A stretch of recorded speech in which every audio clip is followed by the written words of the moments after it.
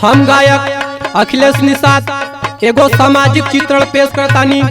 हमके आशा ना बल्कि पूरा विश्वास बा आप लोग के जरूर पसंद आई।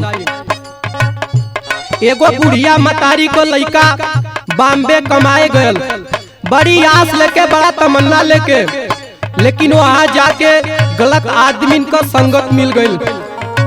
जोने समय ये बात के बुढ़िया मतारी के पता चलल बा, पत्र में लिख के भेजले बा समझा बुझा के। का लिख ले भैया? का लिख ले भैया?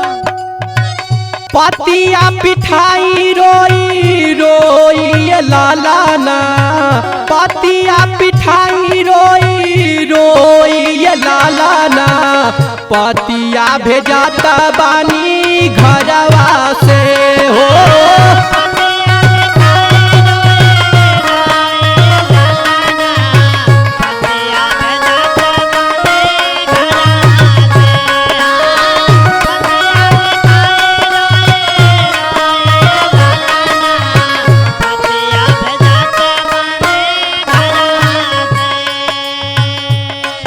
ए बेटा, जब तोहरे यहाँ से केहू आवेला, जब हम तोहर हाल चाल पूछिला तो लोग हमके का बतावेला?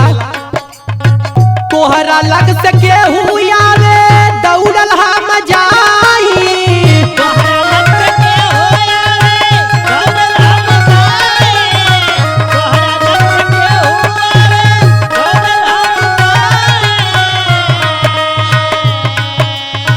सुन के तोहर हाल लाल दुखी हो जाई, सुन के तोहर हाल लाल दुखी हो जाई, सुन के तोहर हाल लाल दुखी हो जाई।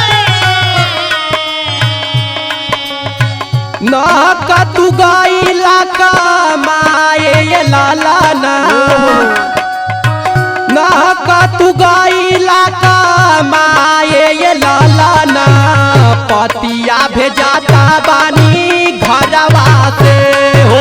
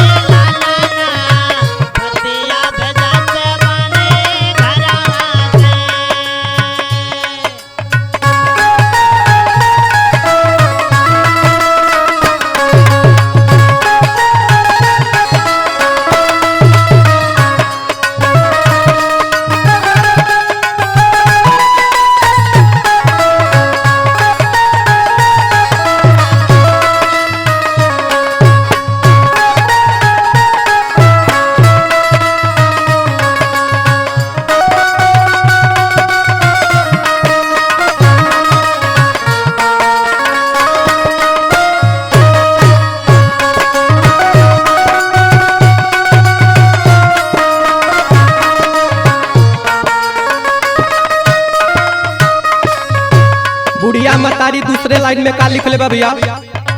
सुनीला की दारू पी के जाला कुलोटी,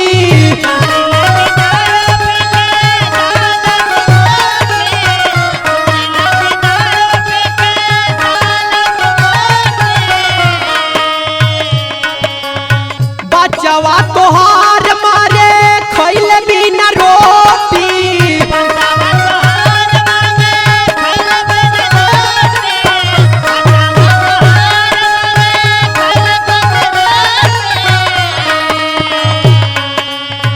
माटी में मिलावेला जवनिया ये लाला ना, माटी में मिलावेला जवनिया ये लाला ना, पतिया भेजाता बानी घरवा से हो।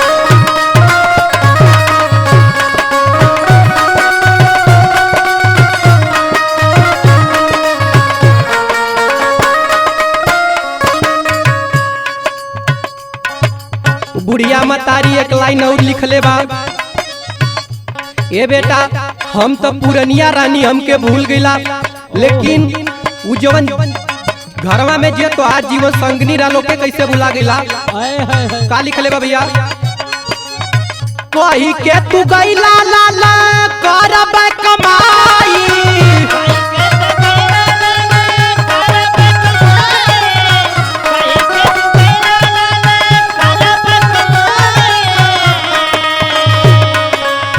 गईला भुलाय लाला अपन लुगाई,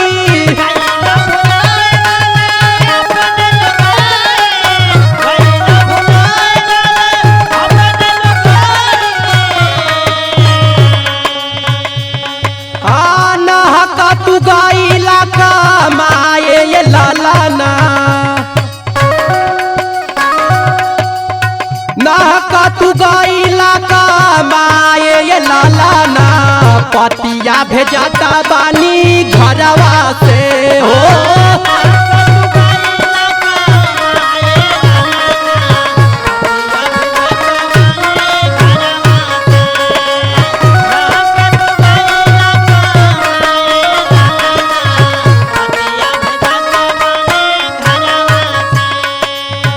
गुरुआ बिहारी पत्तू स्वर्ग के वासी,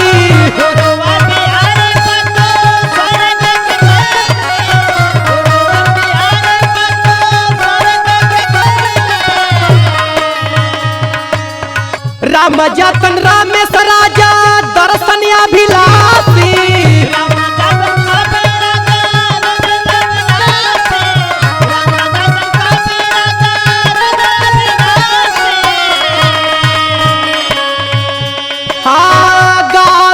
अखिलेश समझाई ये लाला ना, गावे ले अखिलेश समझाई ये लाला ना, पतिया भेजाता बानी